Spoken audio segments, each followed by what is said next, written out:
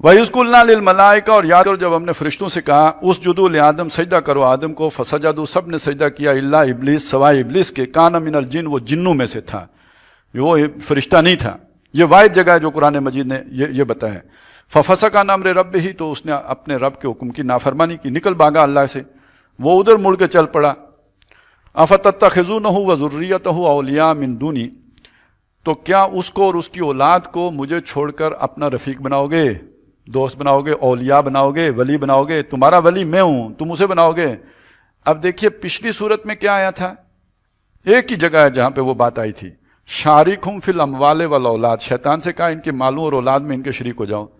اگلی صورت میں کیا بات آ رہی ہے، اس کو اور اس کی اولاد کو اپنا دوست بناؤ گے۔ اور کہیں قرآن مجید میں شیطان کی اولاد کا ذکر آپ کو نہیں ملے گا۔ یہ دو جگہ ہیں جہاں پہ اس کو جوڑا گیا ہے۔ کیا مطلب، شیطان کی کوئی اولاد بھی ہوتی ہے۔ پچھلی صورت میں بتا رہی ہے کہ شیطان کی اولاد صرف جنی ہونا ضروری نہیں ہے، یہ جو ناجائز born without any wedlock, اس میں شیطان کا چلے پورا ڈی این اے نہ ہو تو آدھا ڈی این اے تو آ ہی جاتے ہیں۔ اب جینیٹک انجینئرنگ سے کیا کچھ نہیں ہو رہا جی، عادتیں نہیں تبدیل ہو رہی۔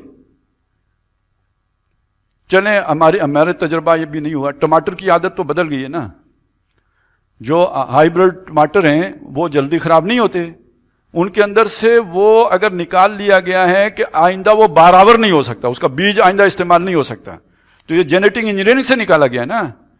اگر ٹماٹر کے ساتھ یہ ہو سکتا ہے، گندم کے ساتھ ہو سکتا ہے، مکئی کے ساتھ ہو سکتا ہے، مرغی کے انڈے کے ساتھ ہو سکتا ہے، تو انسان کے ساتھ کیوں نہیں ہو سکتا؟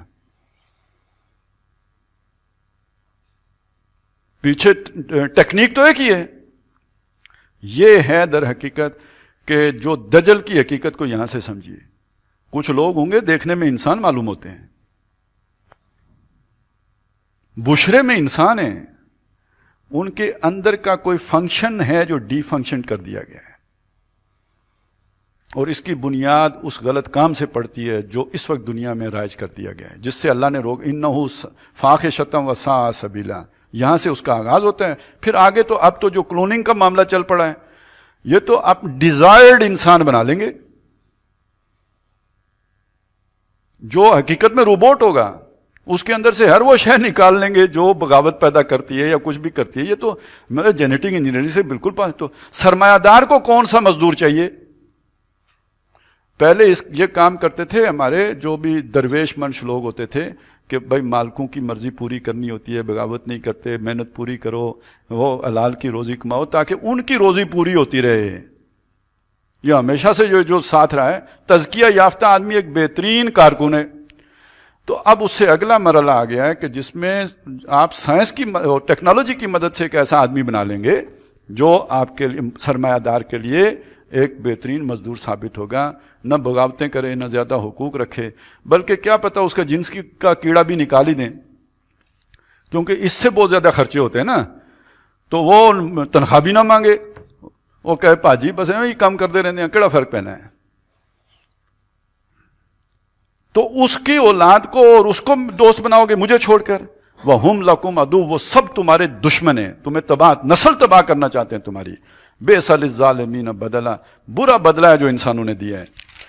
ما اشہدتہم خلق السماوات والارض، یہ جو جنات ہیں ان کو میں نے کوئی گواہ نہیں کر لیا تھا آسمانوں اور زمین کے بناتے وقت، ولا خلق انفسہم، نہ ان کی اپنی پیدائش کے وقت، وما کنت متخذ المضلین عضدا، اور نہ ہی میں بہکانے والے گمراہوں کو اپنا دست و بازو بناتا ہوں۔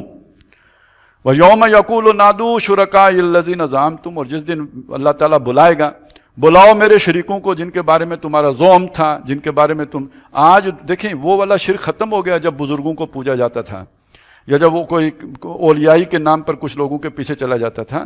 اب باقاعدہ شیطان کی پرستش کے ادارے بن چکے ہیں، کلب وجود میں آ چکے ہیں۔ اور یہ جو آپ کے ملکوں میں ہوتا ہے نا، یہ جو ایسے جرائم جو سمجھ میں ہی نہیں آتے، بھائی کوئی 3 سالہ بچی کے ساتھ کوئی زیادتی کر رہا ہے تو کوئی 2 سالہ بچے کے ساتھ کر رہا ہے، یہ کوئی جنسی ہیجان کی بات نہیں ہے۔ کسی کو لکڑی دیکھ کے جنسی ہیجان ہو سکتا ہے؟ لوہا دیکھ کے ہو سکتا ہے؟ تو 2 سال بچی اور 3 سالہ بچے کے ساتھ کیسے ہو سکتا ہے؟ یہ تو جنسی ہیجان بھی بندے کا رخصت ہو جائے کسی کو اس حالت میں دیکھ کر،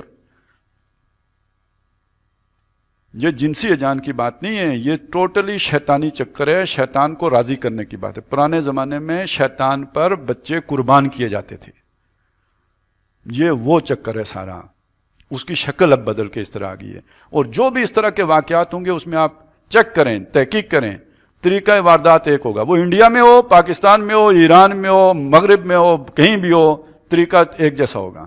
قتل کرنے کا طریقہ ایک جیسا ہوگا. یہ خاص شیطان کی پوجا کے لیے, اس کی عبادت کے لیے, اس کو نذرانہ چڑھانے کے لیے یہ کام کیے جاتے ہیں. تو بلاؤ ان کو, اب سب کو حاضر کرو جن کے لیے تم دنیا میں یہ سارا کچھ کرتے رہو. فدعوہم, بلائیں گے, فلم یستجیبوا لہم, وہ انہیں جواب بھی نہیں دیں گے. وجعلنا بینہم موبقا, ان کے درمیان ہم ایک بہت بڑی وادی حائل کر دیں گے.